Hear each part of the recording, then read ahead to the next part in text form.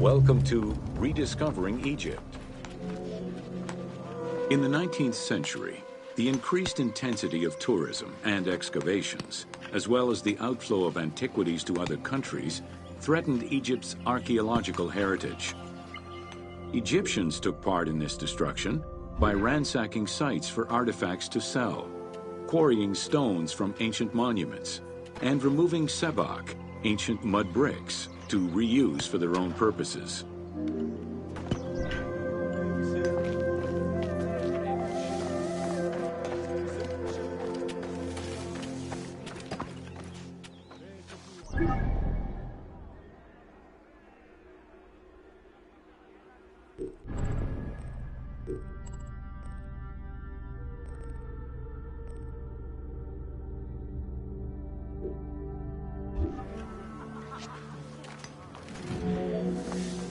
A major step in conserving Egypt's heritage was taken in 1858, when the Viceroy of Egypt created the Antiquities Service. Supported by a team of foreign scholars, Auguste Mariette exerted an iron grip on the service. He carried out his work across Egypt and into Nubia, intervening on almost every major site. Aware of the necessity of keeping unearthed artifacts in Egypt, Mariette requested a museum be created for that purpose in 1858. This museum was the ancestor of the Egyptian Museum.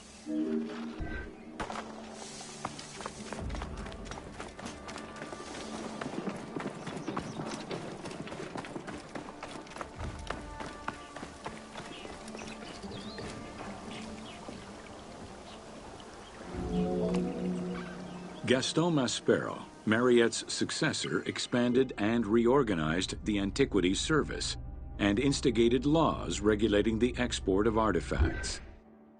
French scholars ran the service until it passed into Egyptian hands in the 1950s.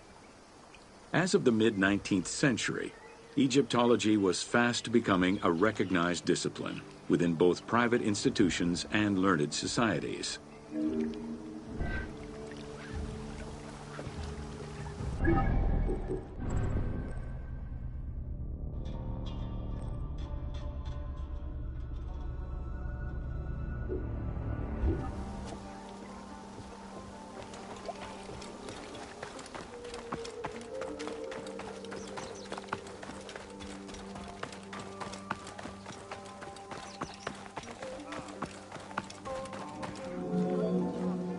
A French architect, archaeologist, and former researcher, Jean-Claude Golvin, now specializes in the artistic reconstruction of ancient cities and monuments.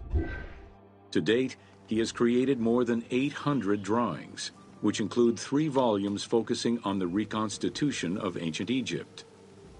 His work is exquisitely detailed and can be found in books and museums around the world.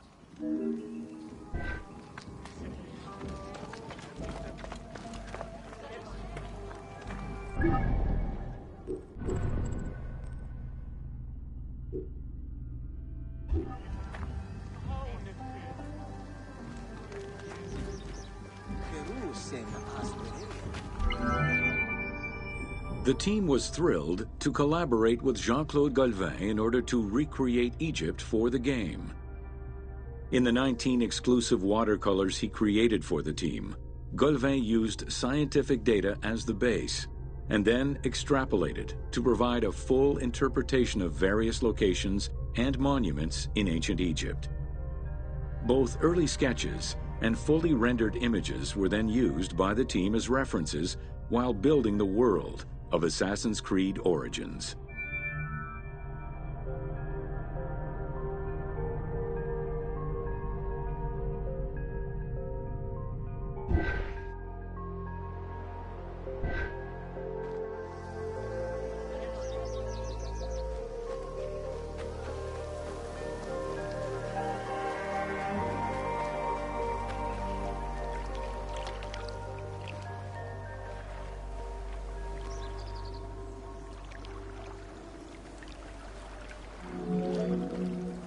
Although ancient Egypt's rich religious culture and its mortuary monuments continue to be investigated, the modern discipline of Egyptology has shifted focus. Rather than single-mindedly retrieving impressive artifacts, Egyptologists today focus instead on increasing the body of knowledge.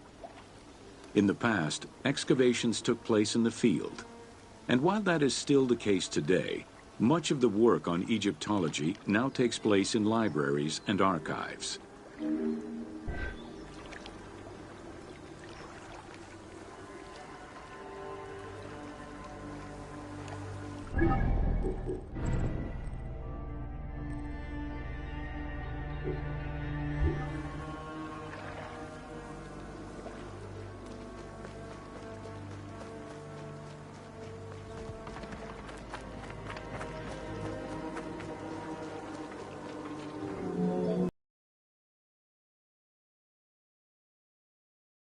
Disciplinary approach, where traditional Egyptologists are helped by a wide spectrum of scientists from other disciplines and new non-invasive techniques.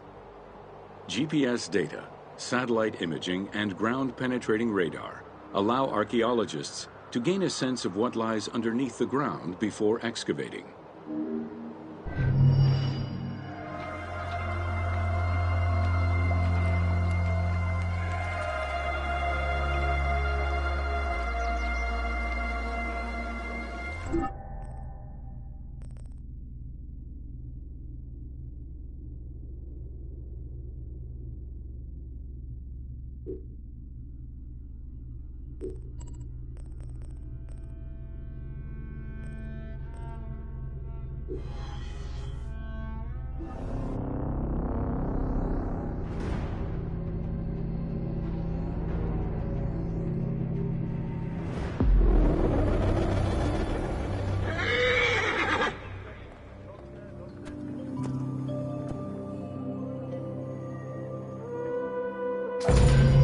Welcome to natron is a colorless salt that was used by ancient Egyptians for food preservation, cleansing products, and glass making. It was also used in the mummification process.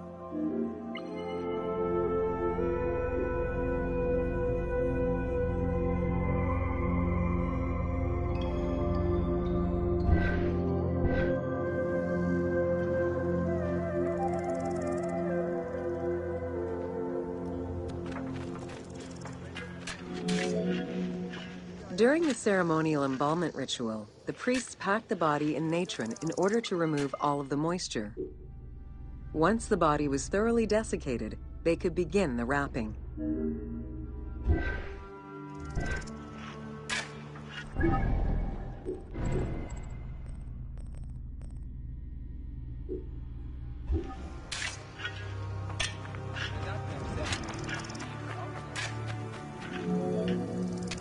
Natron was mined in Wadi Natron. The main mining methods involved either cutting slices out of the lake bed when it was dry, or raking through mineral-saturated water to gather the mineral salts during the floods.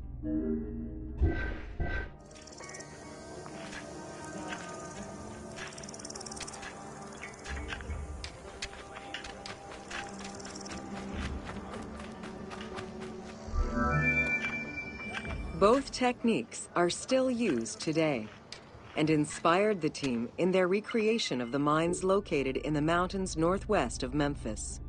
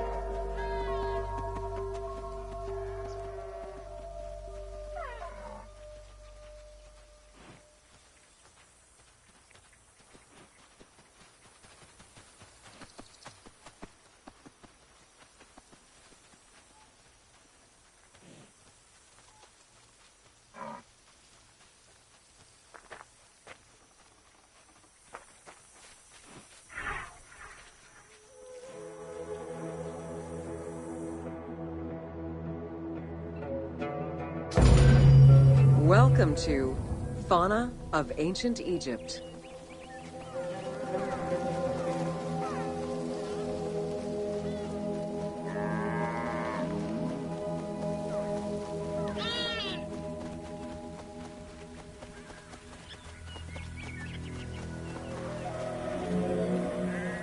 Both domesticated and wild animals were features in ancient Egyptian bas-reliefs as early as the First Dynasty. While the variety of wildlife served as a reliable food source, it also influenced both culture and mythology.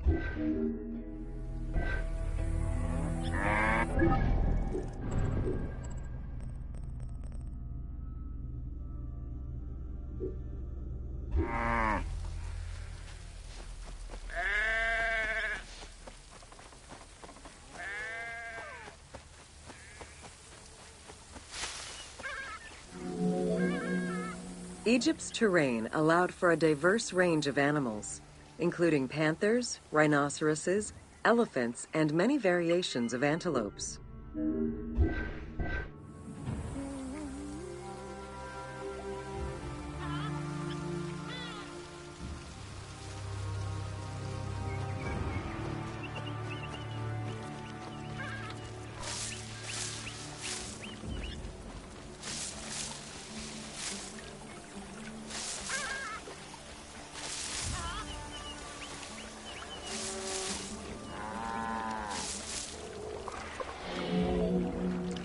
The Nile was home to many species of fish, along with hippopotami and crocodiles.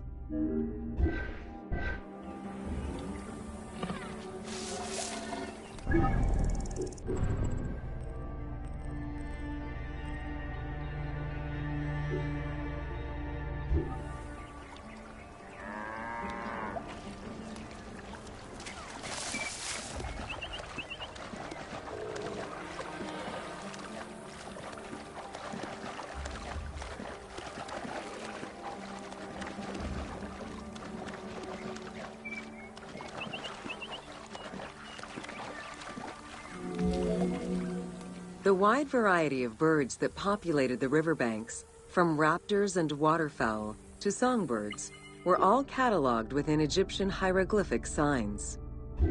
Encounters with reptiles and insects, such as cobras, scorpions, and scarabs, influenced hieroglyphs and art.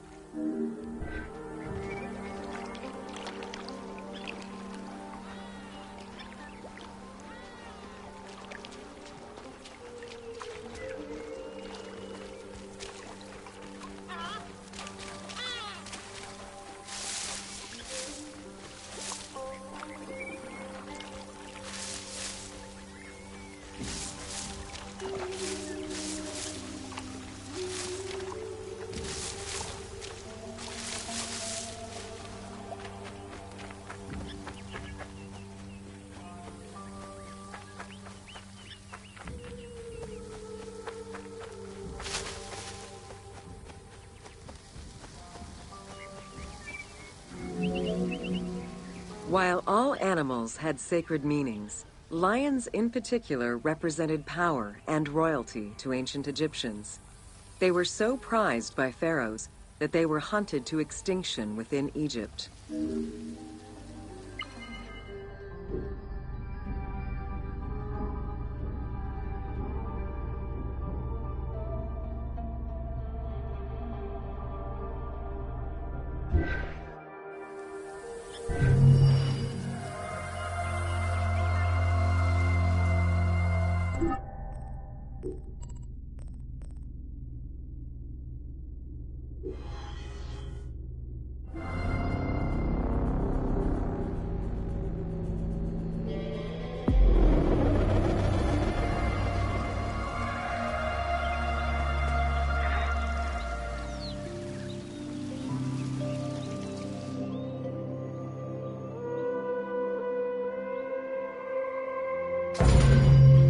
Welcome to Flora.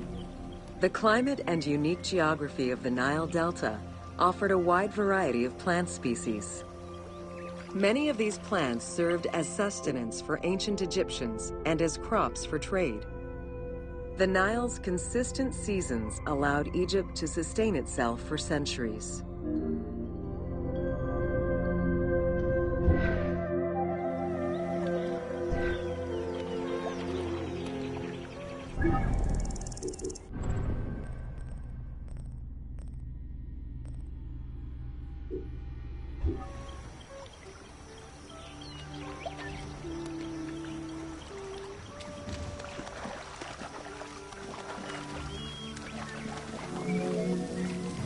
Possibly the most useful of the plants was the papyrus. This tall sedge plant grew in abundance along the water's edge of the Nile. Commonly known for its use as paper, the ancient Egyptians found many other functions for it, including rope, sandals, and mats. Papyriform boats made from the plant are seen in paintings and reliefs, and were used in ritualistic ceremonies.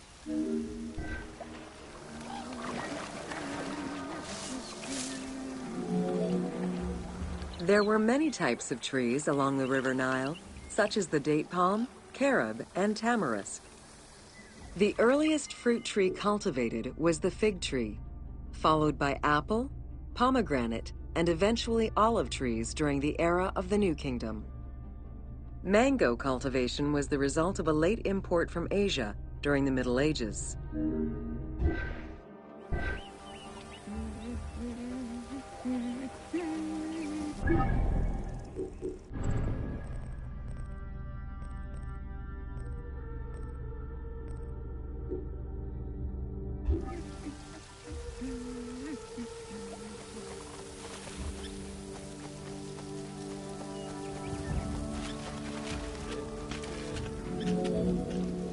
Some trees were associated with gods, such as the acacia with Horus. The divinities Thoth and Seshat were depicted inscribing the reign of the king into a Persea tree. The sycamore was connected with the goddess Iset, patron of the ritual of life.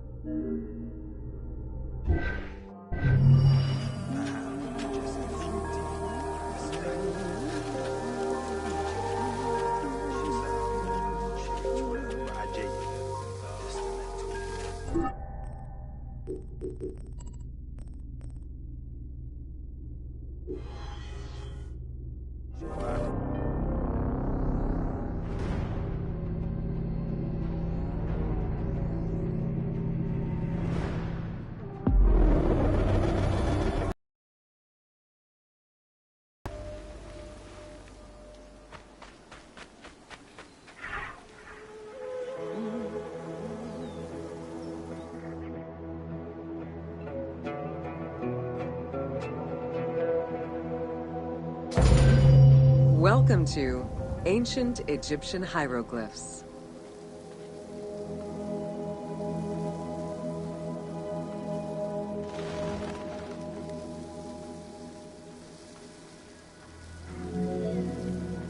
Hieroglyphics were used as sacred writing, appearing on monuments, statues, and sacred papyrus texts.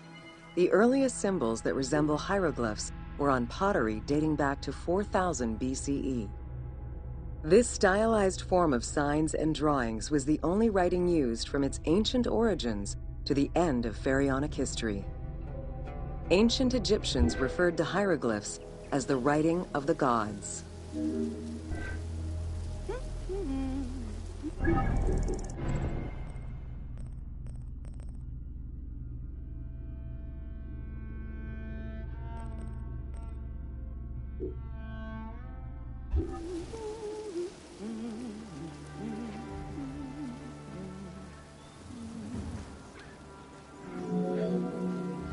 Considered a difficult language, it was intended for pharaohs, nobility, and priests, and meant to be used in ceremonies, within tombs, and for government records. Since few Egyptians were able to read the ancient hieroglyphs, the mythological aura around the language was persistent, even in their own culture.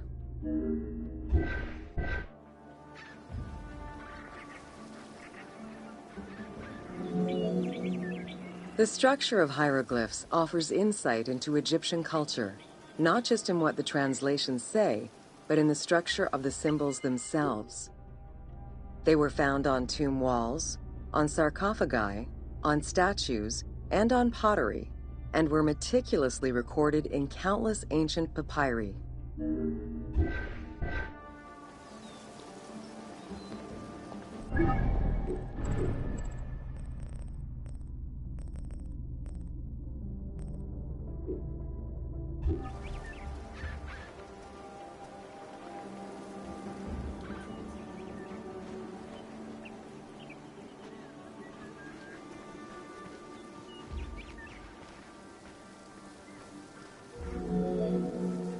In many temples, priests would perform rituals and daily offerings. These were accompanied by hieroglyphs used as spells. In tomb paintings, the hieroglyphs are represented with formulas to recite. These spoken words were meant to be spells which would allow the deceased to benefit from the offerings for all eternity. Spells and offerings were also written for the living, to enhance medicines and cure illnesses.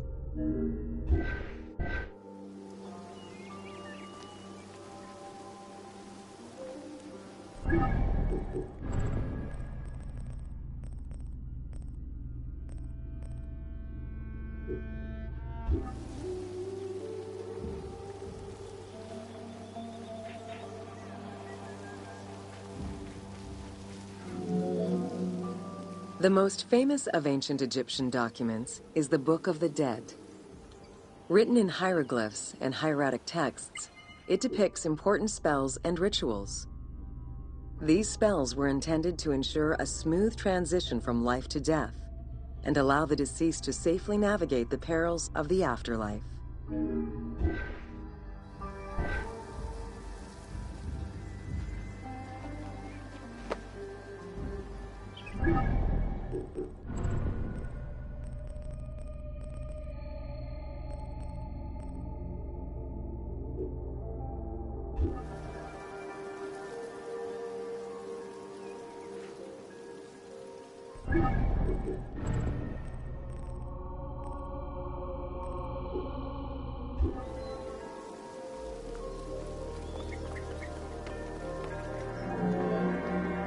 Even after it was deciphered, the reading of hieroglyphs remained difficult at times due to the many directions in which they can be read. Depending on the orientation of the signs, hieroglyphs can be read left to right, right to left, horizontally or vertically, though never bottom to top.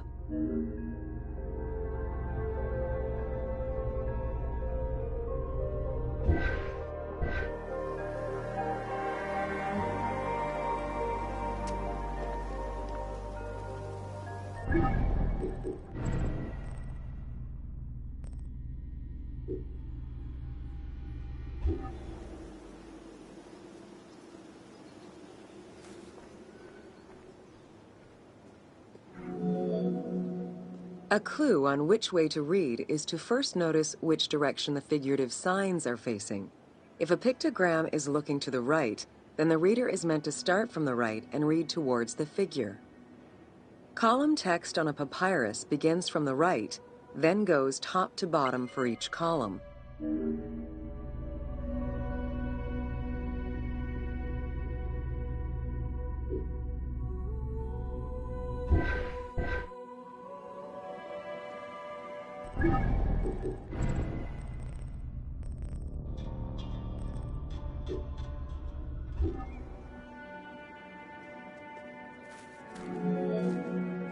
Text written on tomb walls resembles the structure of a page from a comic book. The text can be placed in front, behind, or above the character, and its symbols look in the same direction as the character. Another clue is that the name of a god or hieroglyphs meaning gods or kings are always written before the descriptive text.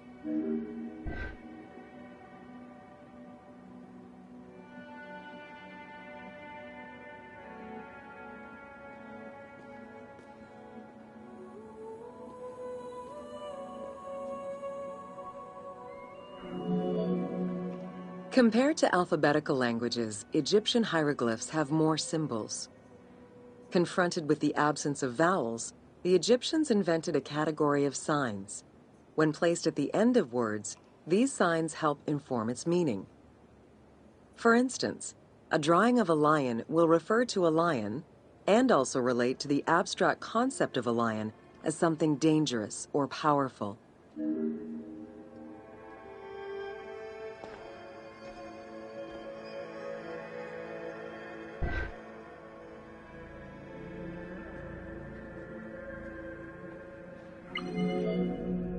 Middle Egyptian hieroglyphs contained a little more than 700 signs.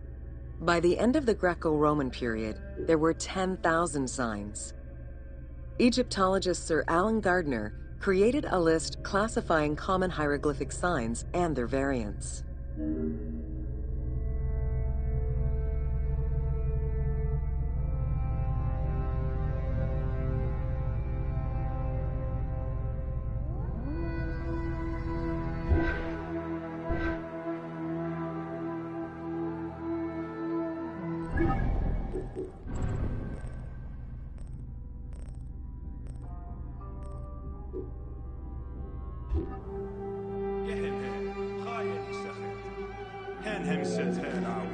Ancient Egyptian languages have many similarities with Asian and African languages.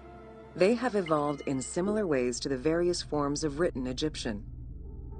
These languages belong to the Hemito-Semitic group. There were 5 clear evolutions in the Egyptian language, each with their own distinctive structure. These languages are known as Old Egyptian, Middle Egyptian, Late Egyptian, Demotic, and Coptic.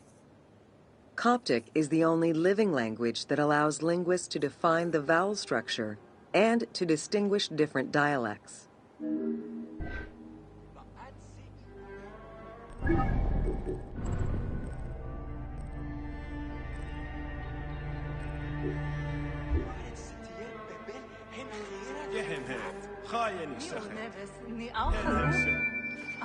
While hieroglyphs and hieratic script give us an idea as to how the ancient Egyptian language was structured and written, the way it was spoken is still up for debate. The team opted for English as the spoken language, with the characters using ancient Egyptian and Greek words and accents. The language that is spoken in the background by the crowds is largely based on Sir Alan Gardner's Egyptian grammar. To help resurrect a dead language, we consulted Egyptologists and dialogue coaches to establish our target sound and cast actors with Arabic, Hebraic, and African backgrounds to bring the game to life.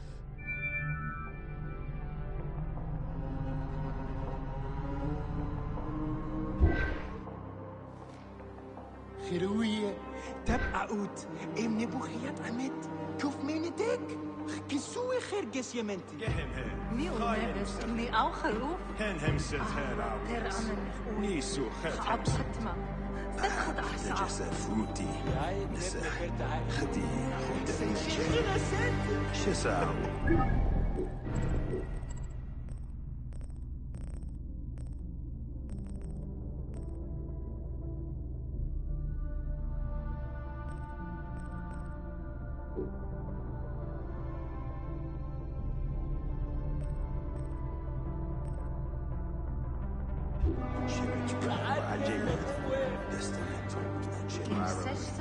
وين انا عمل امير هيب قوي وين فرخي نتكارث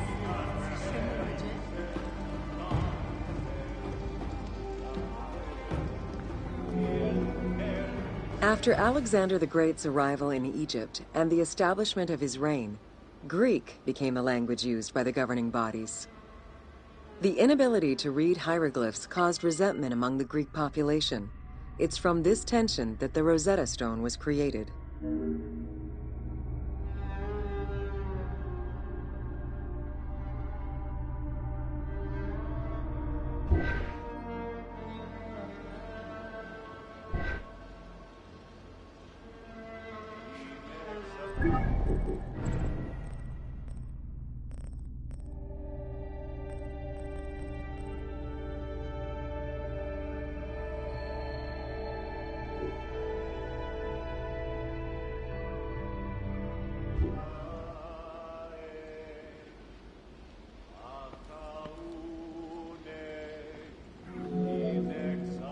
The spread of Christianity ended pharaonic culture and resulted in the destruction of its pagan monuments.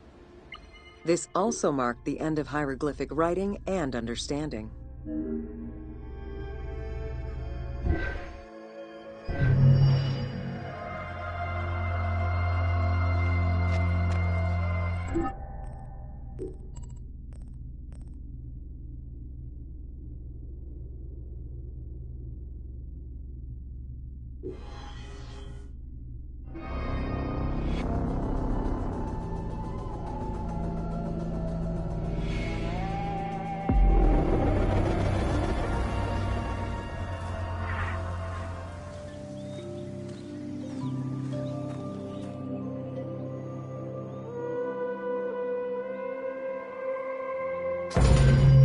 Welcome to Jean-Francois Champollion.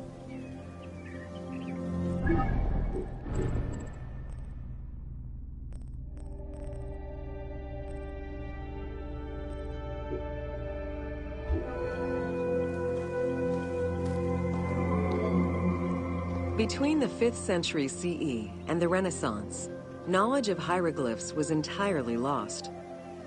Many enthusiasts tackled the challenge of deciphering the language with little success. Some groundwork was made with various researchers identifying names and some grammatical structure, and confirming that cartouches were markers for royal names.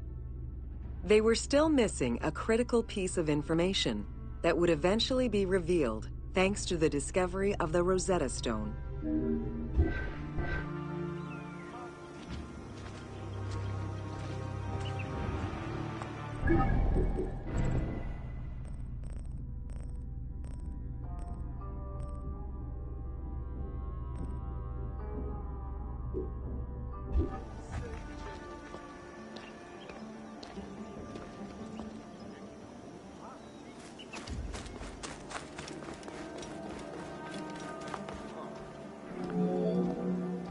The Rosetta Stone was found in 1799 by Bouchard, a soldier in Napoleon's army.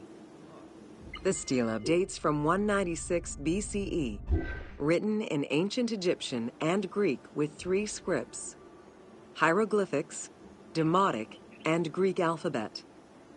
Following the defeat of Napoleon Bonaparte in 1801, the English took possession of the stone. It has been at the British Museum since 1802 and remains the most visited object of the museum to date.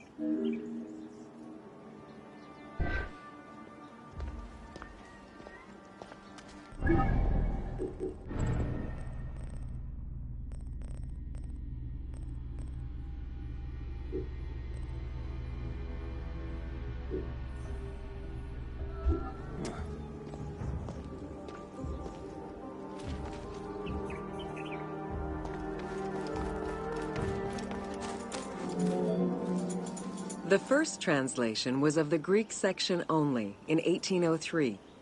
It detailed a decree of Pharaoh Ptolemy V, reminding the citizens that their pharaoh had led Egypt to prosperity. It was fully translated 20 years after by Jean-Francois Champollion, who was working with a facsimile.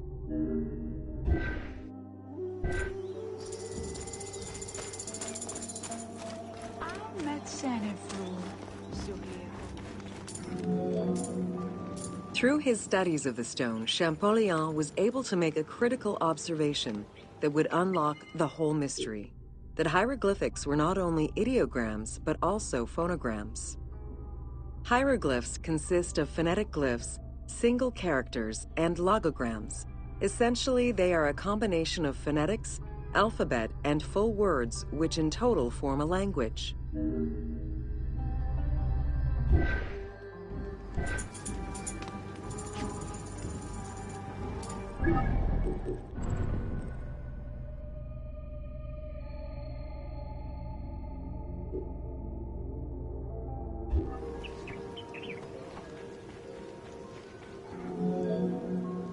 While studying the stone, Champollion realized that there was a difference in the number of hieroglyphic characters in relation to the number of Greek characters for the same word. This led him to believe that hieroglyphs must have phonetic characteristics. This was the first step to unlocking the Rosetta Stone's secrets.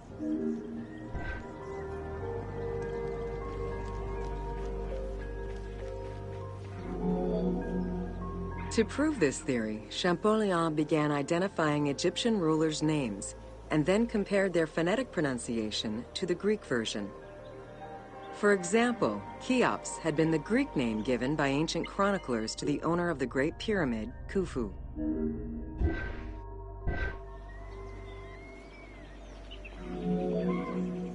The next step for Champollion was to confirm that his approach was verifiable by using the Philae obelisk as an additional reference. Engraved in the obelisk are two inscriptions in Egyptian hieroglyphs and Greek. Once he confirmed the names of Ptolemy and Cleopatra within these texts and confirmed the same phonetic patterns as on the Rosetta Stone, Champollion knew he was on the right track.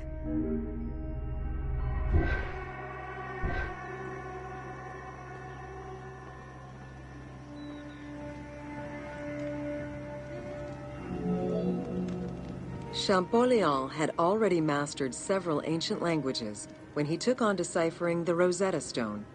He used his knowledge of Coptic to identify the solar disk hieroglyph on the obelisk as the phonetic translation of Ra. Further translation only strengthened his conclusion.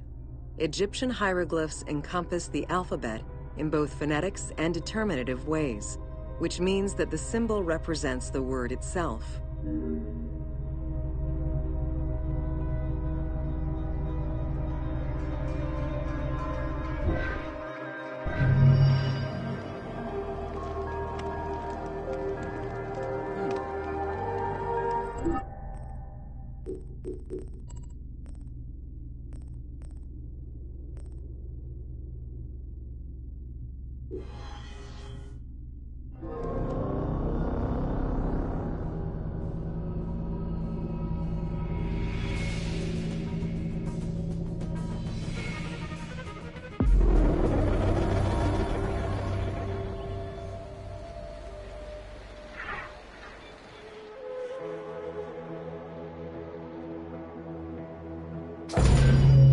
Welcome to Cyrene.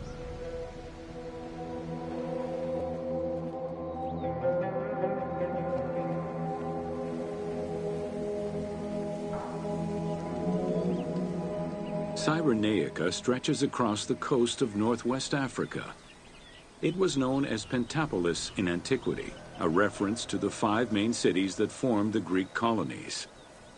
Built on a lush plateau of the Green Mountains, in what is present-day Libya, a colony of Greek settlers formed the city of Cyrene in 630 BCE. Cyrene's population quickly grew, spreading out across the terraces of the plateau, making it the first and largest of the 5 colonies.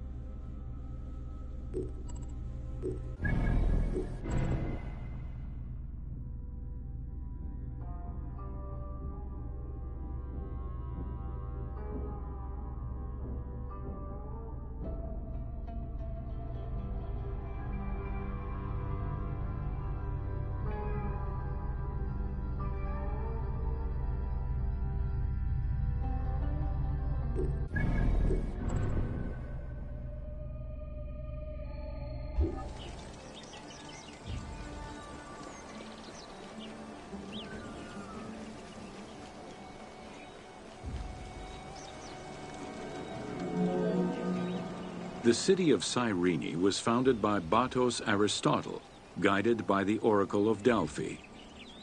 Overcrowded and suffering from drought, Batos's home island of Thera could not sustain its citizens. Batos consulted the Oracle, who told them to journey to the North African coast in search of arable land. A series of kings reigned over the city in the first 2 centuries.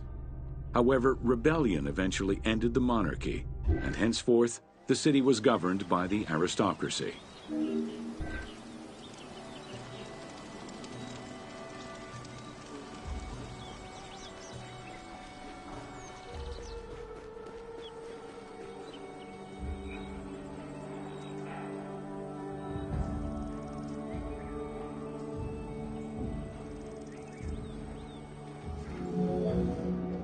The key features of Cyrene were temples dedicated to gods, Apollo, Demeter, and Zeus, alongside Ptolemaic gods such as Isis and Serapis. A large agora defined the city's center, and on the western edge, the famed Acropolis was built. A fortification wall was added around the harbor at the end of the 2nd century CE. As the city grew, more buildings were constructed beyond the walls.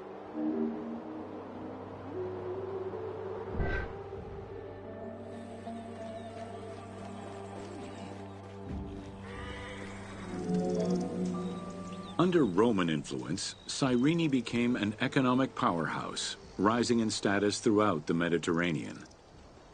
Cyrene's school of medicine rivaled all others except for that of the Greek city Kos, or established in the various schools of the city, which included an institute of philosophy founded by Aristippus, a pupil of Socrates.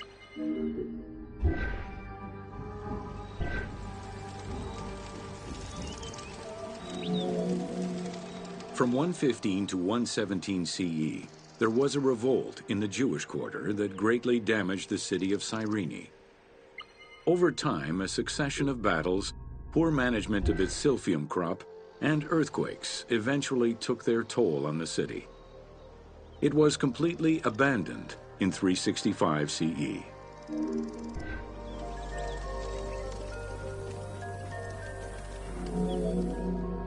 The nearby port of Apollonia was an ideal location, with its natural cove, sheltered by 2 islands and rocky inlets. Along with a lighthouse, the port was later equipped with quays and warehouses to accommodate the increased shipping traffic.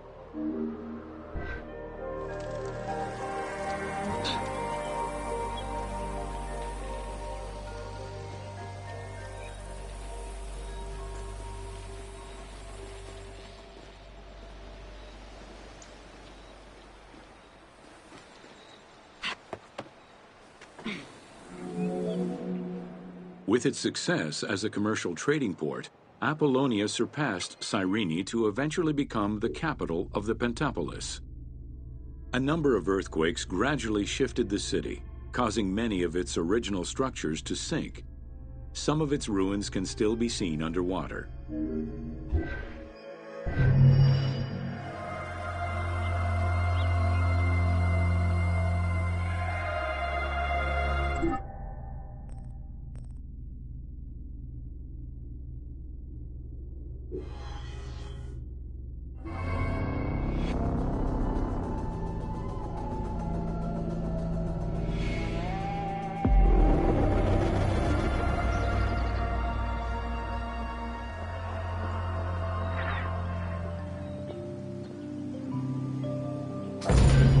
Welcome to the Agora and Thermal Baths.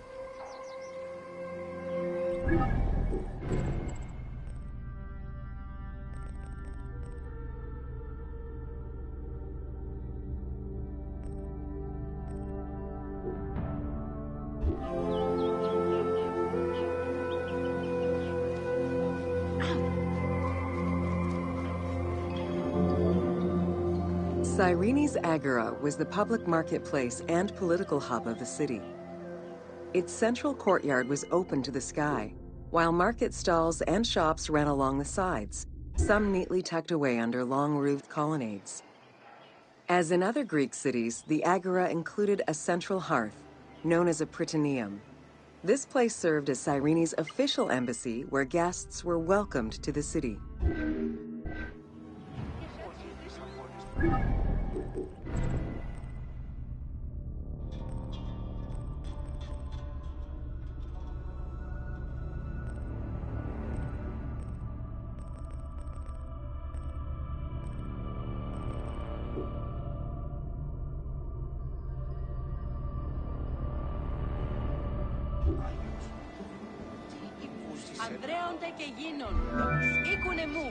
An unnamed statue representing naval victories was the centerpiece of the Agora.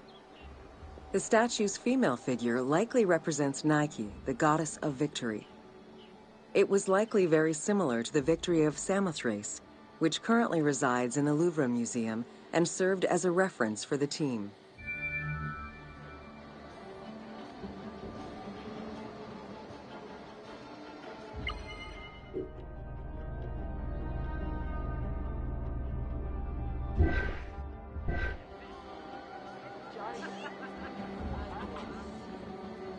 Ακήκουσον πολύ λέτε. Αγέλευμα ωφέλιμον της πάση. The Cyrene Agora also displayed many temples and monuments celebrating its founding king, Batos, and the city gods. There were 2 altars associated with the Temple of Apollo and a marble statue base dedicated to the goddess Libya.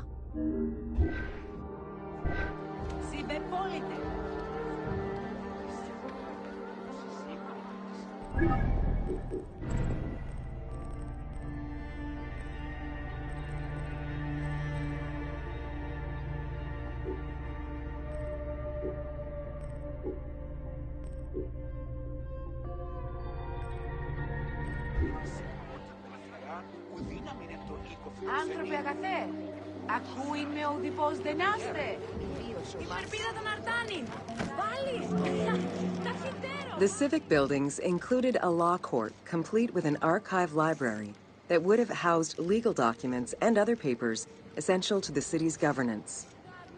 Traces of fire damage to the building's remains indicate that it was possibly destroyed during the rebellion of the Jewish community in 115 CE.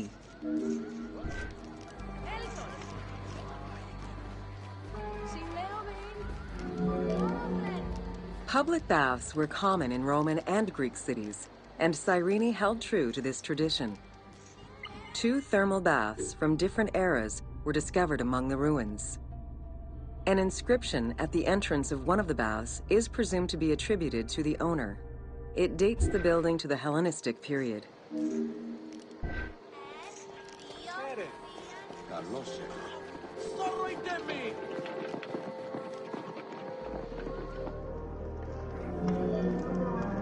Mosaics were originally created for practical reasons, the need to waterproof floors.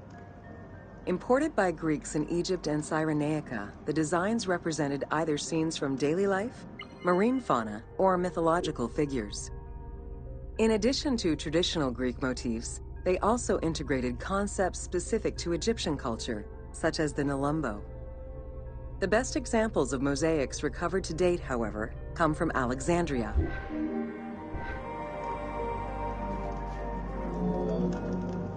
The Cyrene baths were fitted into an underground tomb dated somewhere between the 8th and 6th century BCE. Bath seats were carved directly in the rock, allowing for more comfortable ablutions. As with many of the public buildings, the thermal baths were elaborately decorated. Statues such as Aphrodite and Eros the Archer were discovered within.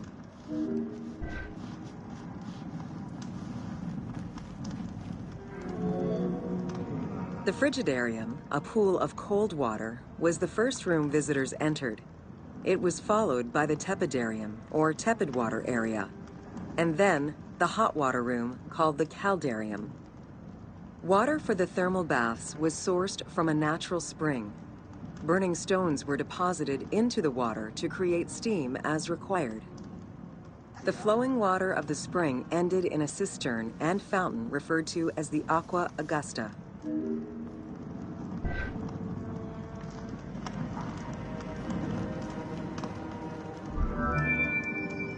Later Roman baths were built under Emperor Trajan and then restored under Hadrian.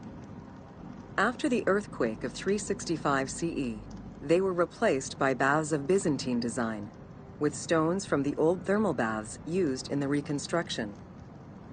The team relied on documentation describing the baths built under Trajan in order to create the location available in the game.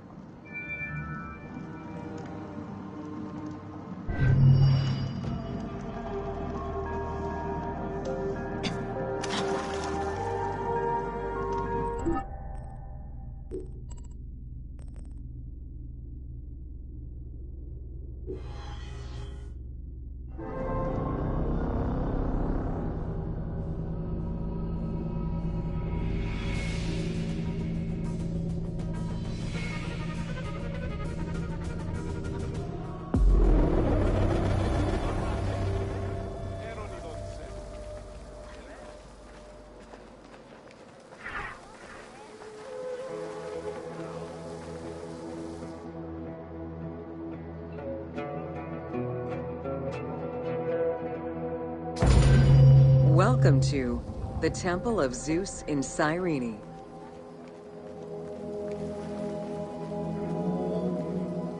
Facing east towards the rising sun stands the temple dedicated to the cult of Zeus. It was built sometime in the 5th century BCE. 70 meters long with 46 Doric-style columns, the imposing structure was the largest Greek temple erected in Africa.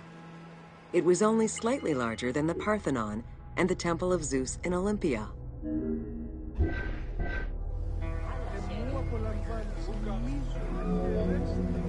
The exterior was designed with the decorative elements common to Doric architecture. The dimensions of the columns were different, giving visitors an impression of uniqueness when viewing each facade.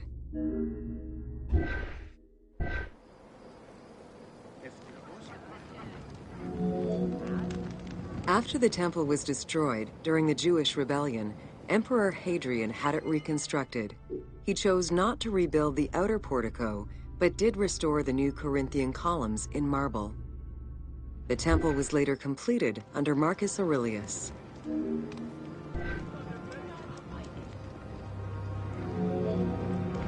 In the time of Augustus, a faithful but smaller imitation of the Olympian Zeus was used to be worshipped. Hadrian then installed a new 12-meter-high statue matching the Zeus in Olympia. It was made of chiseled marble with the head, arms, and feet carved in the round.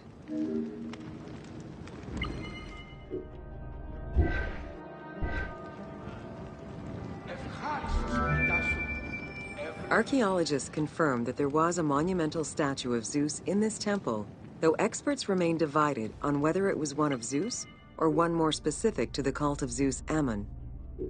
The team elected to place a statue of Zeus Ammon in this location, knowing that Cyrene was central to the spread of this cult in the Greek Mediterranean area.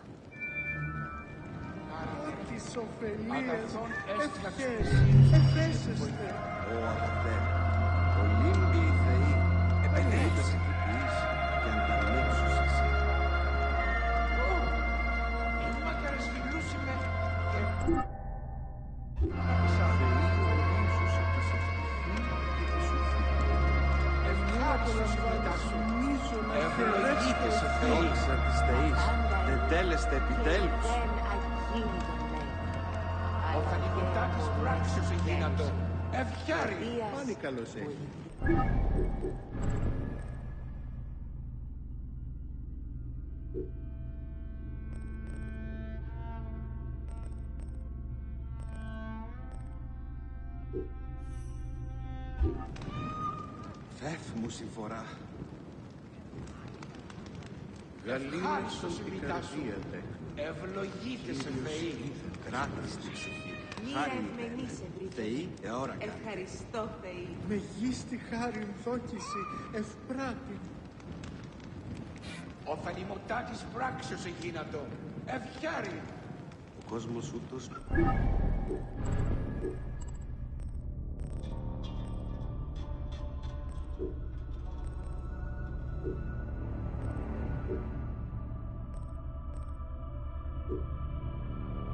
Βέλος, άριν έχει δεις αν φάλινε.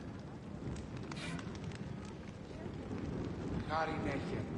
Αγαθόν έστικαν σπισίους Λύκειος φως στέλνει για τη νύχτα γυαλίνη. Ό,τι ωφελίας ευχέρει, εφέσεστε.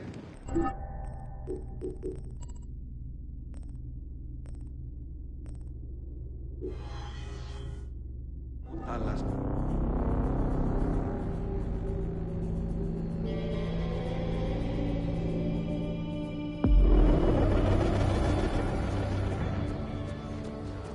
Αμάξα ελάφνης κακίστεως. Αμέλιστο.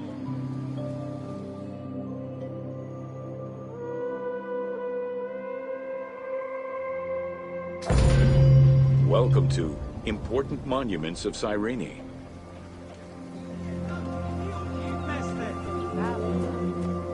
The sanctuary of Apollo sits on a prominent edge of the plateau of Cyrene, overlooking the Mediterranean Sea. It could be accessed either by the road from Apollonia, via the necropolis, or by the Sacred Way, coming from the Agora of the city.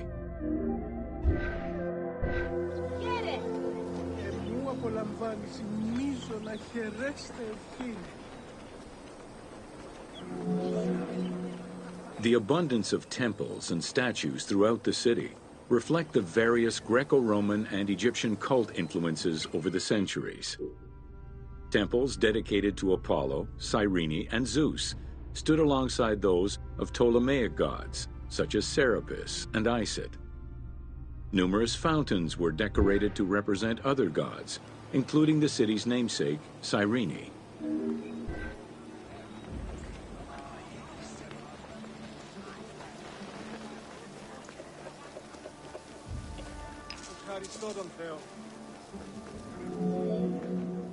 A vestibule known as a propylaeum marked its entrance and highlighted the fountain of Apollo. God of the sun and of protection, Apollo was an important deity to both Greeks and Romans. The sanctuary built in his honor was considered to be sacred.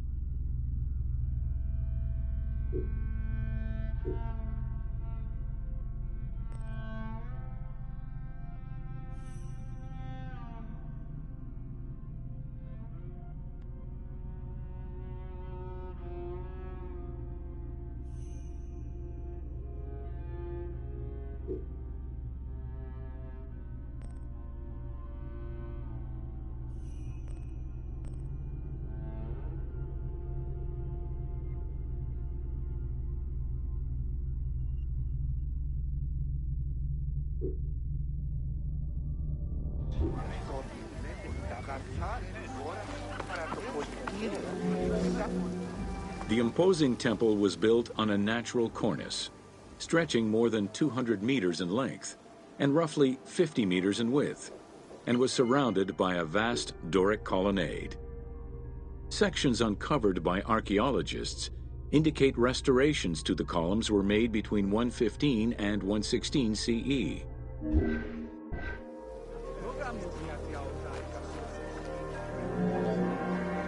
The altar was located in front of the temple. Both are estimated to be the same age, though restored at different times. Many bulls were sacrificed each year at the altar in honor of Apollo. The imprint in the stone of the ring used to strap the animals down is visible to this day.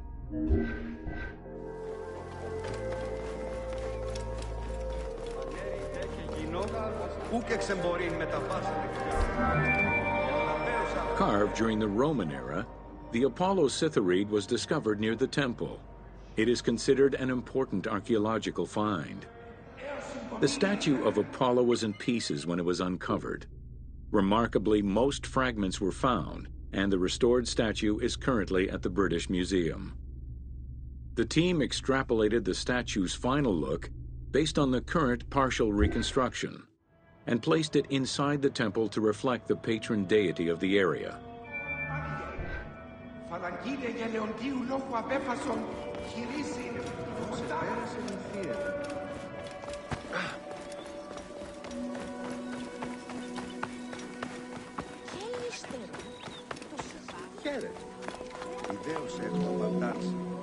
The amphitheater of Cyrene is located on what is known as the Terrace of Myrtosa, next to the sanctuary of Apollo.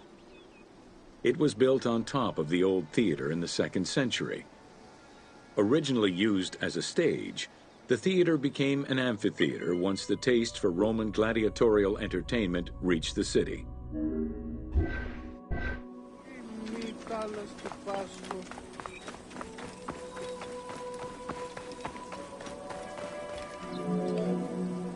Entrances were placed at both ends of the amphitheater.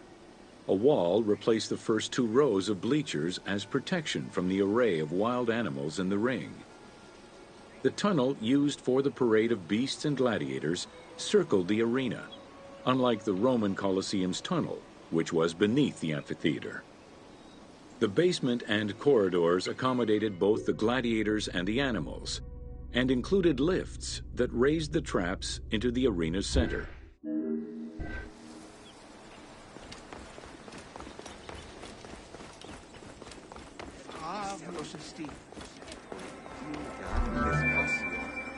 Since the original theater was close to the cliffside, the expansion didn't allow for a perfect circle. Instead, junctions of the semicircle formed the arena into an oval shape. This elliptical formation still ensured an excellent view from all angles. The team decided to create a perfectly round theater for technical reasons, and used the structure of the Roman theater as their reference.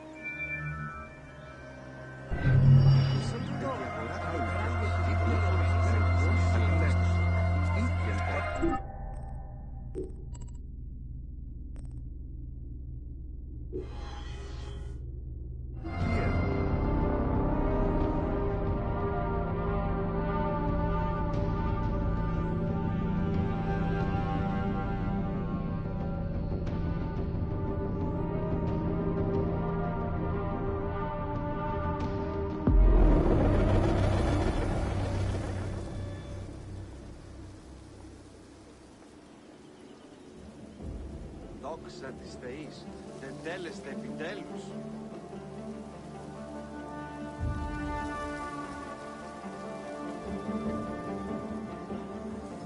Χάριν οφείλω της Θεής, ότι έσωσα.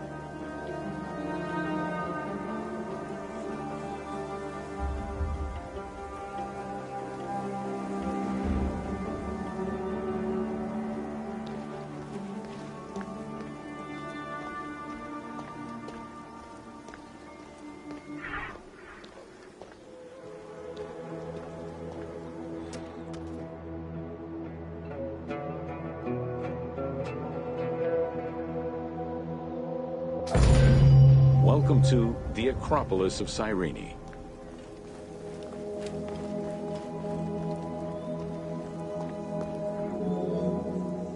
Located on the western edge of the city, Cyrene's Acropolis was smaller than the one in Athens, though its high vantage point provided protection for the city. At its entrance was a single door, flanked by 2 towers. An inscription, legible to this day, states that the walls and the citadel were restored in the time of Augustus.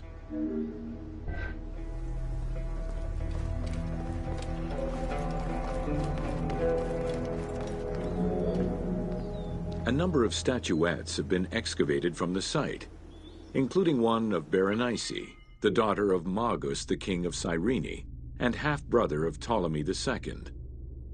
At the northeast tower, there is a sanctuary consisting of 2 small temples with a vestibule, and an altar believed to be that of Serapis and Isis. When the temples were excavated, archaeologists found traces of fire damage. However, there are no indications as to when this fire occurred.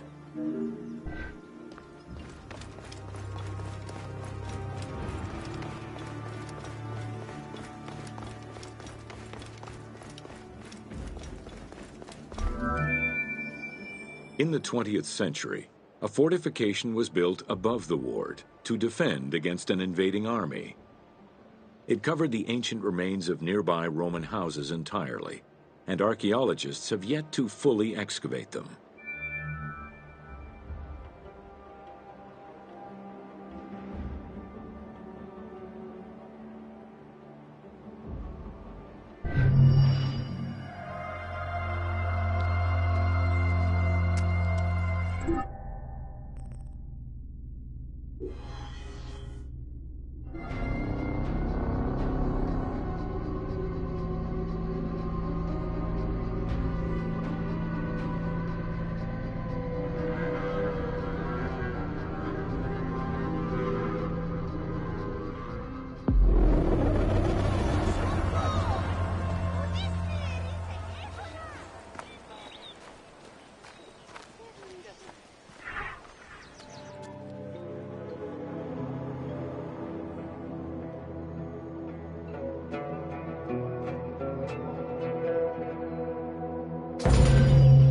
Welcome to the Gladiator Arena.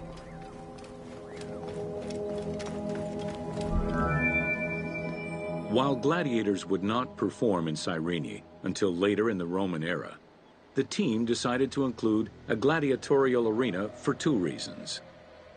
First, they believed it was important to portray this aspect of Roman life. And second, they felt it would add interesting gameplay possibilities.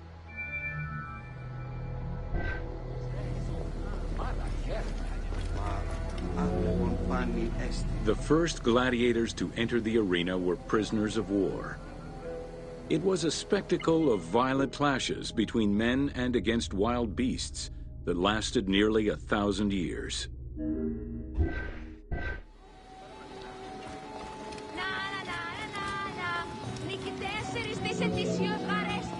Eventually, volunteers began to enter the ring.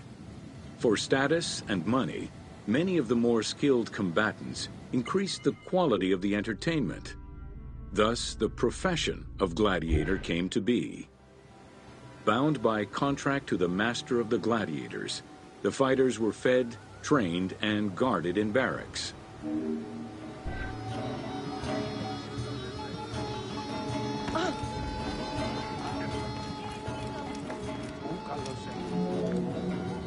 Gladiators were separated into heavy and light armored fighters, each with their own set of specific armor and weapons.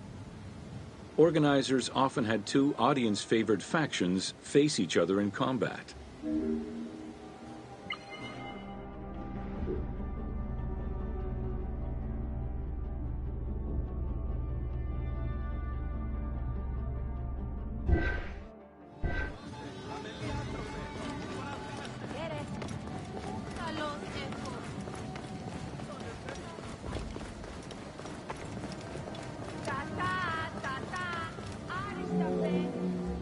The events were highly organized. Fights were held with a background of music and supervised by a referee. Death, either in the course of combat or by decision, was not always the only way out for the loser. Several were released due to their performance and gained great notoriety as celebrities.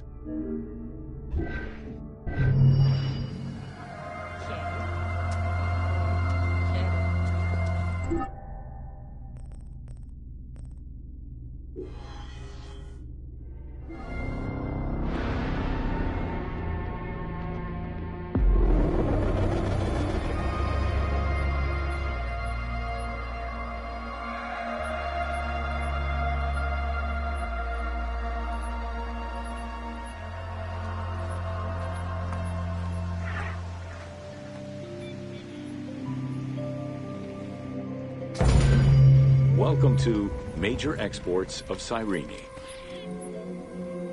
Cyrene's main source of economic wealth was in the cultivation and export of poppies and silphium. Though the opium oil from the poppies was also an export, little is known about this crop. Information about the cultivation of silphium, however, is more accessible to us.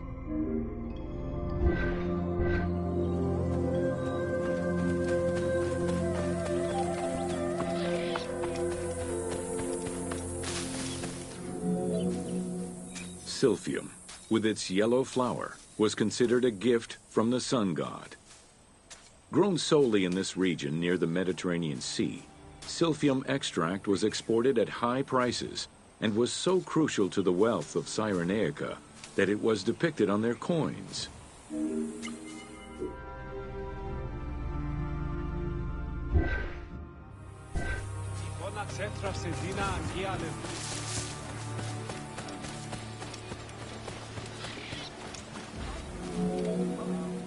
Silphium's roots produced a resin used by both the Greeks and Romans in medicines intended to cure cough, fever, indigestion, and many other ailments. It was also used as a contraceptive. In a compilation of culinary recipes from the 4th century BCE, the herb is mentioned in various recipes, including a flamingo dish.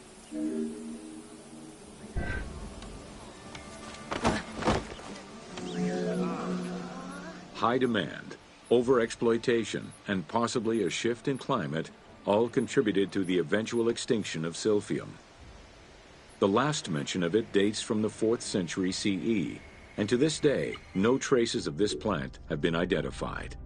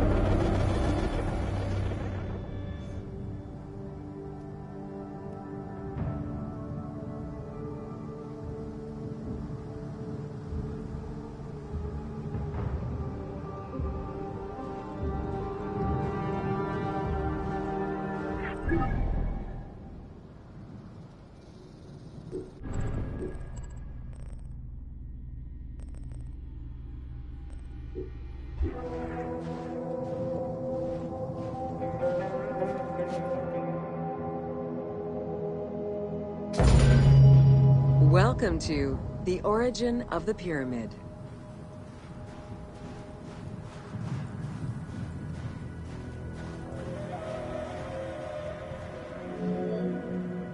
The origin of the word pyramid is controversial. Most believe that it originates with the Greek word pyramis, which referred to a bread of conical shape. Life and death in ancient Egypt were modeled on the cycle of the sun. The perfect shape of the smooth-faced pyramid became associated with the metaphor of the pharaoh transformed into one of the sun's rays in death.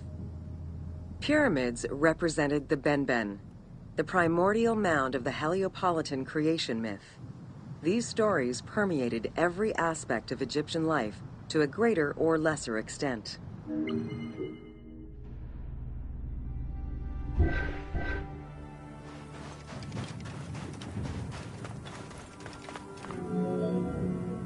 During the pre-dynastic period, the development of funerary practices was different depending on whether one was located in Lower Egypt or Upper Egypt. Well before the pyramid, there was the burial pits. It is on the site of Merimde Beni Salome in Lower Egypt that we find the oldest funerary site, dating back to 5000 BCE. Study of the tombs revealed that the bodies of the deceased were deposited in a shallow grave, in a fetal position. Though a few objects were recovered from these graves, they offered no insight as to the social class of those interred within.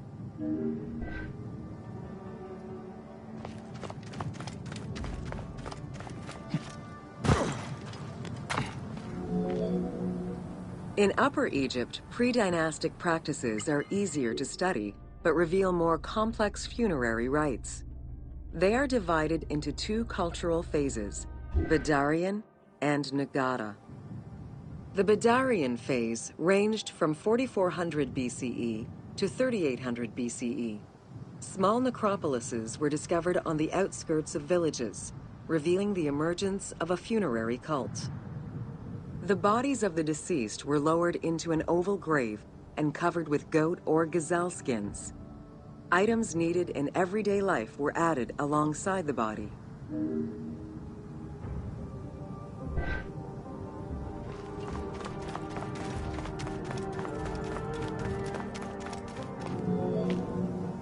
During the three Nagada periods ranging from 4000 BCE to 3510 BCE, funerary practices evolved in complexity.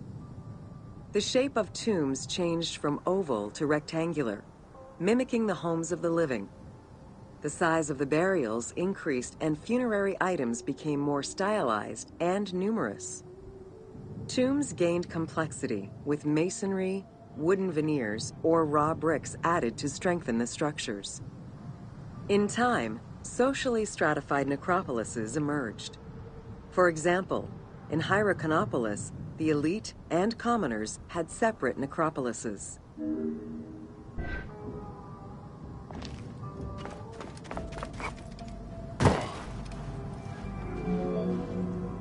The term mastaba, meaning massive bench in dialectal Arabic, refers to a form of funerary architecture that was present in Egypt from the Archaic period to the Middle Kingdom. An evolution of the burial pit, mastabas were generally composed of two parts. A structure was built above the ground in the form of a massive rectangle with stepped walls, and a subterranean burial chamber was located underneath. Smaller mastabas often surrounded the much larger tomb of the king. These generally held the remains of the king's relatives and courtiers.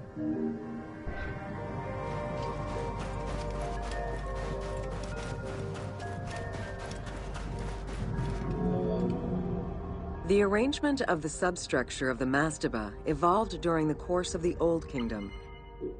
From the 5th dynasty onwards, mastabas often featured multi-roomed substructures, with sometimes up to 30 rooms. Also, the quantity and quality of decorated surfaces increased noticeably, as well as the number of statues found within.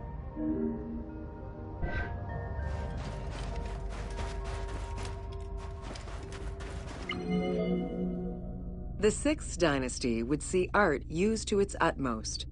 The entire surface of a mastaba would be covered in scenes of daily life, illustrating the prosperity of those lucky enough to comfortably spend eternity near the pyramid of a pharaoh.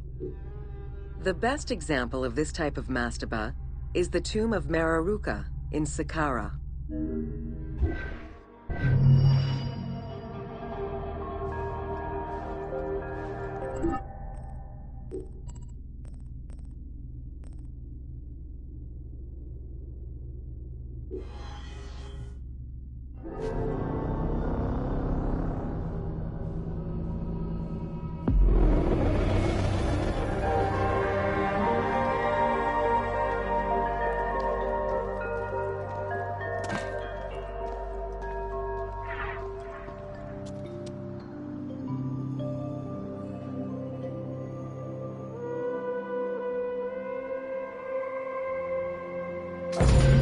Welcome to the Step Pyramid Complex of Djoser.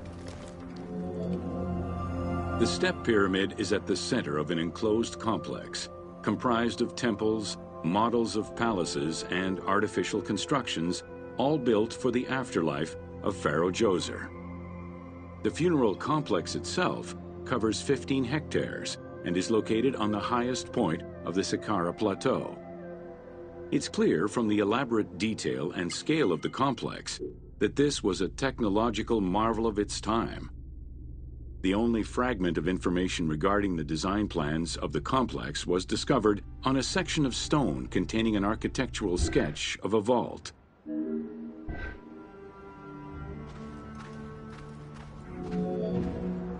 The Step Pyramid is the first monument built of stone, standing at 60 meters high. It was the tallest of its time. Built 4,700 years ago, it was originally intended as a mastaba, which was a flat-roofed rectangular tomb. Its famous architect, Imhotep, may have felt this was too humble for the great Pharaoh Djoser and began to add the steps.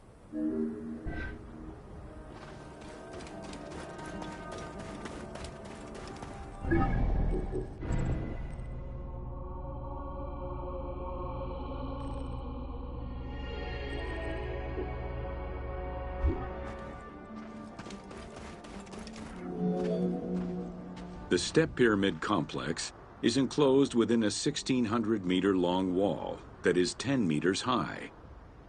This large wall was made out of white limestone and oriented along the north-south axis.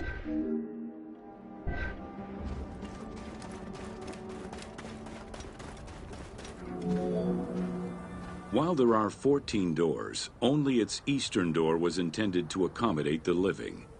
The remaining false doors were built as portals for the king's ka to pass through. Along with false doorways, the walls were designed with bastions and steeples resembling a defensive wall. The positioning of these design elements suggest that they were related to the Hebsed festival.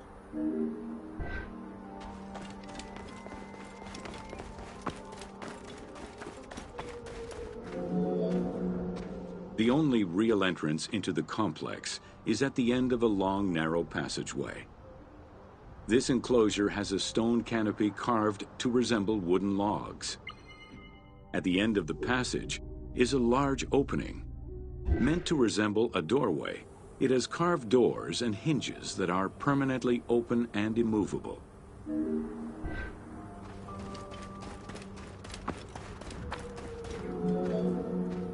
The corridor is lined with 20 pairs of columns up to 6 meters high, built by stacking stone drums. The completed facade was made to resemble reed stock bundles.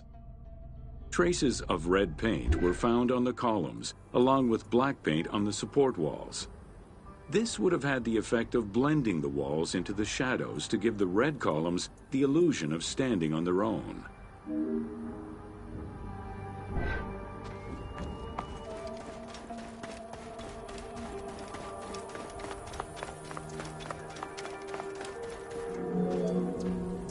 Chambers are located on either side of the columns and are thought to be chapels representing the provinces of Upper and Lower Egypt.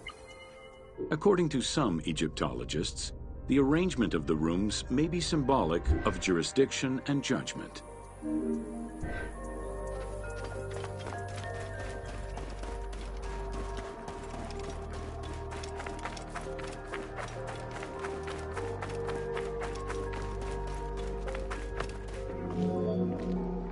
Guarded by a line of carved snakes, this tomb is located at the southern end of the courtyard. The burial chamber is beneath it, down a 30-meter deep shaft. The low-ceilinged chamber resembles a mastaba and is relatively intact compared to the later burial chamber. The tomb is made of pink granite, though there is evidence it was once polished limestone. Too small for a body, it is possible that the tomb was intended for the king's ka, or to hold the canopic jars containing the king's organs. Later traditions in burials would have the canopic jars in the same chamber as the body.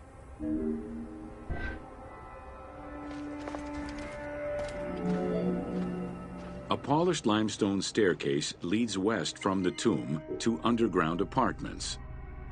Some of these rooms were intended to accommodate the king and his family in the afterlife.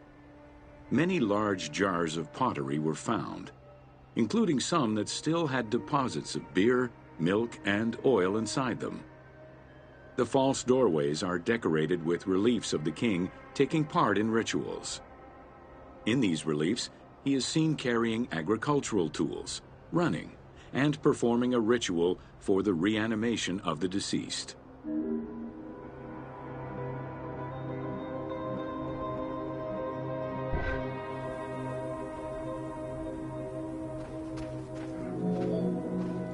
The architect Imhotep chose stone as a building material in order for the complex to last. Following the completion of the initial mastaba, Imhotep devised a burial of more ambitious dimensions. He set about stacking mastabas on top of each other. Evidence shows that the pyramid was enlarged twice by additional cuts into the steps, eventually reaching 62 meters in height and 121 meters by 109 meters at its base.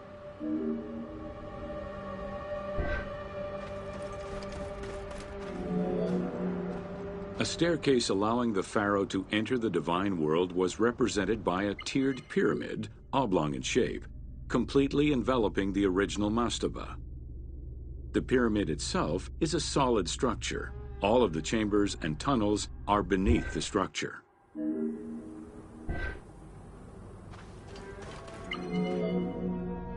Pharaoh Djoser the Sacred was the founder of the Third Dynasty. He ruled for 19 years. During his reign, he was known as Horus Nedjeriket, divine of the body.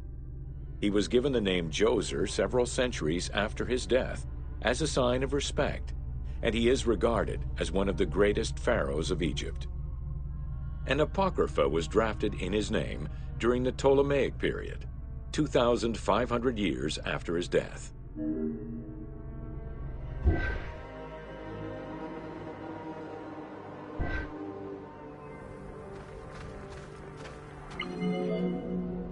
Djoser was associated with the sky god Horus in his human form. A plinth near the step pyramid is inscribed with his name and associated with Horus.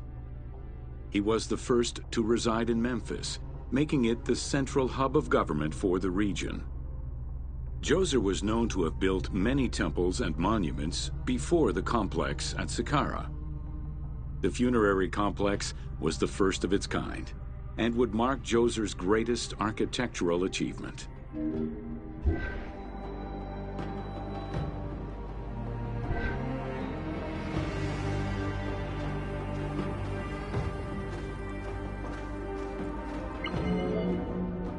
The funerary complex was built to resemble Djoser's palace, with the stone carved to imitate mud brick, trees, and reeds.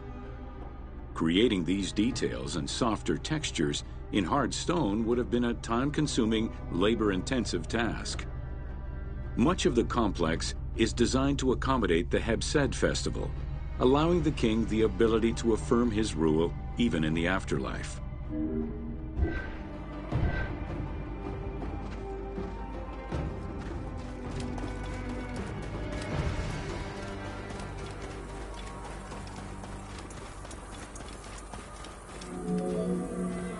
In the corner is a temple referred to as Ti. This temple is among the most mysterious structures in the complex.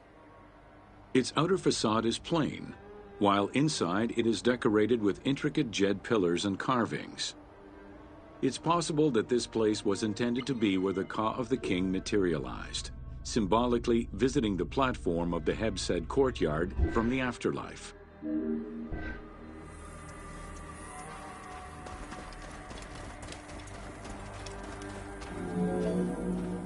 The Hebsed festival enabled the pharaoh to maintain universal order and renew godly powers.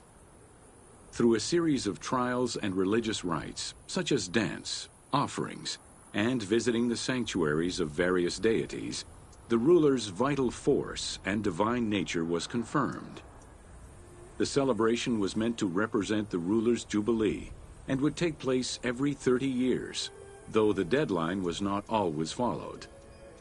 The earliest known ritual dates from the First Dynasty.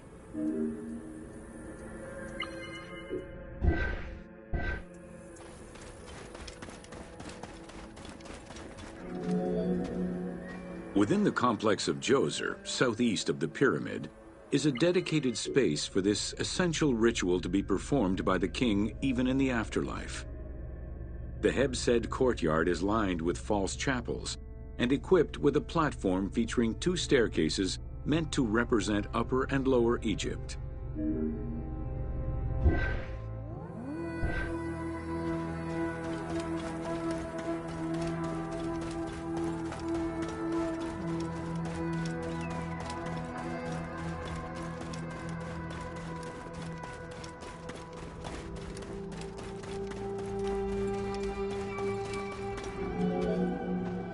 Located in the courtyard, the two pavilions are believed to represent the palaces of Upper and Lower Egypt.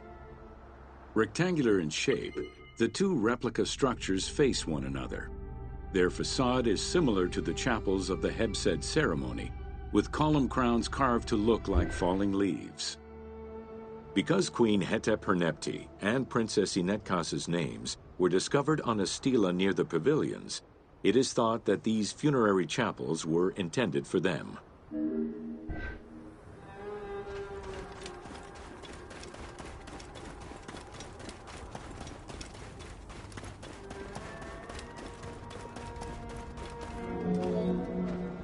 The funerary temple is on the north side of the complex, facing the stars where the deceased ruler was believed to travel after death. Within this temple was the pharaoh's serdab, or cellar. It is a small, enclosed space with one wall sloped to match the first step of the pyramid.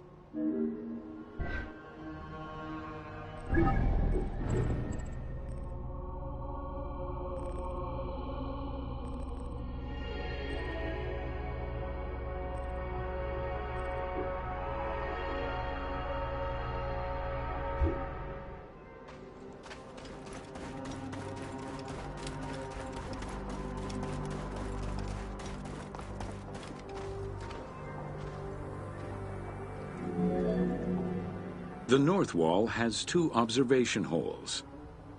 A statue of Djoser is seated on the throne, wearing a mantle and a tripartite wig with a crown known as a Nemes. Representing the king's ka, this statue looks through the observation holes into the courtyard, enabling the king to observe the ceremonies and receive offerings in the afterlife.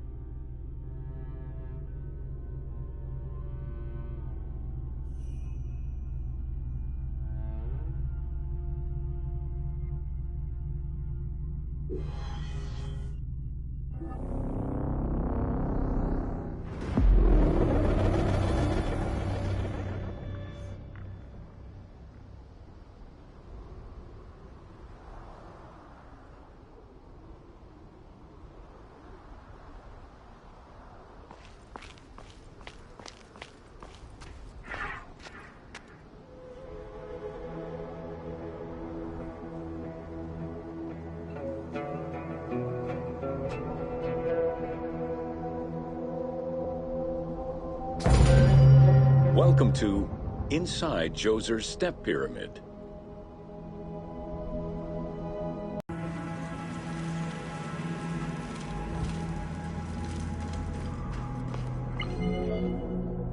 The architect of the Step Pyramid, Imhotep, was a man of great importance to Pharaoh Djoser and ancient Egyptians in general. The base of a statue of Djoser, discovered in 1926, celebrates Imhotep as a carpenter, sculptor, stonemaker, and chief of the seers. Little is known of Imhotep's day-to-day life. While he is credited for writing medical texts, it is for his role of architect that he is most famously known.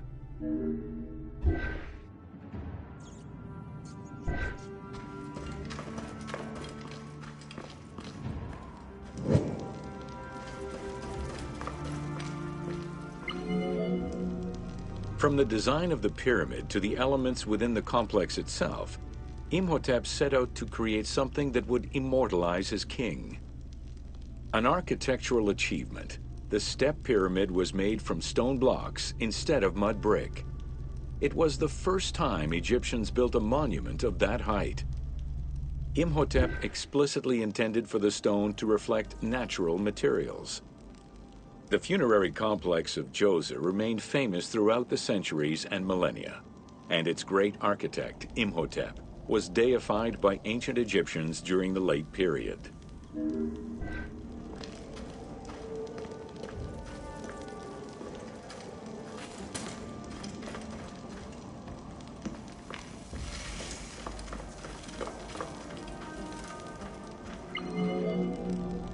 In addition to the central subterranean palace built for Djoser, 11 wells were dug.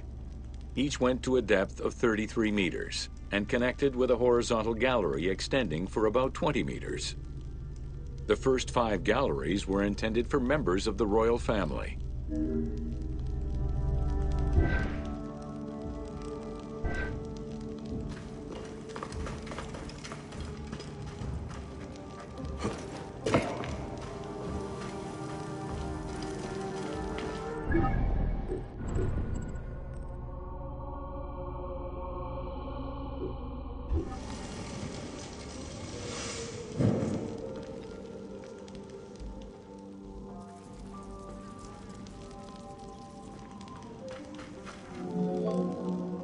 Two passages lead underground and branch off in three directions to various magazine galleries. This vast underground space accommodated sections for storage and ceremonial offerings. One of the tunnels, starting on the east side of the pyramid, contained 40,000 stone vessels, many of them belonging to the king's ancestors.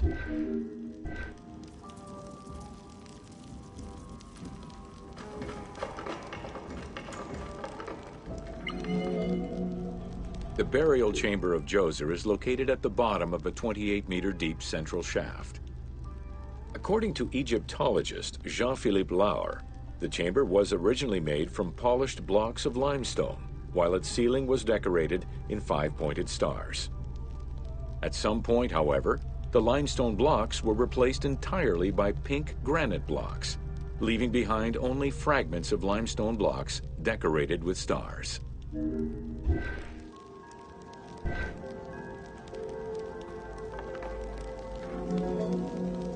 At the foot of the chamber are many tunnels going in all directions.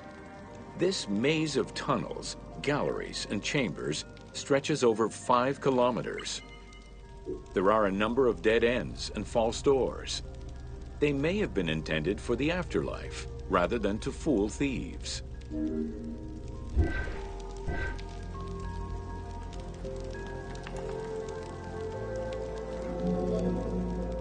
Unlike the Great Pyramid of Giza or Menkaure, the Pyramid of Djoser does not have any extra openings dug out by thieves. There was no need for them. Because of the easy access into the tunnels and along the corridors, thieves had little trouble clearing out the temples once inside. It is unknown when the mummy of Djoser was stolen. All that remained was a left foot, found by French Egyptologist Jean-Philippe Laure in 1934. This architect, who devoted his whole life to meticulously exploring the complex, believed it belonged to Djoser.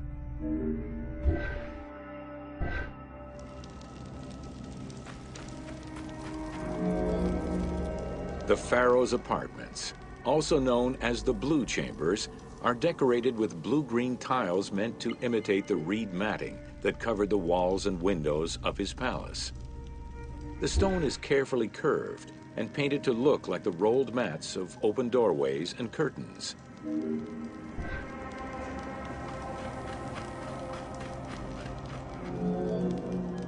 There are 2 long rooms running side by side along a north-south axis. The south room has false doors separated by stone panels, while the north room is a corridor which allows access to side chambers. Nearby chambers originally housed the pharaoh's treasures.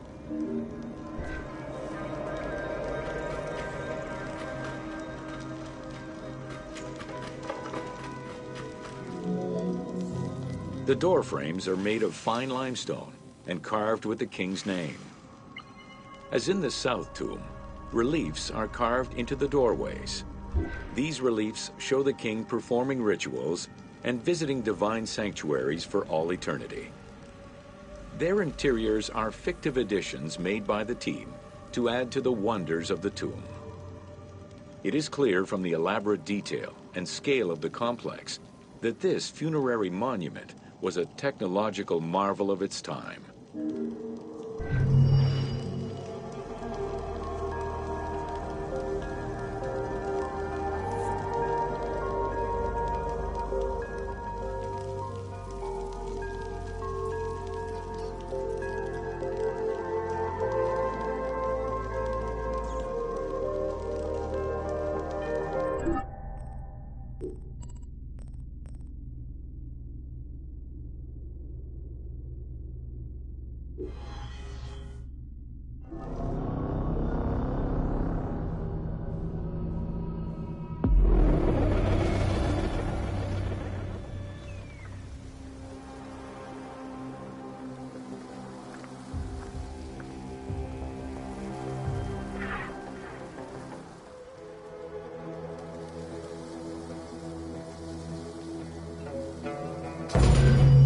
Welcome to Sneferu's first pyramid.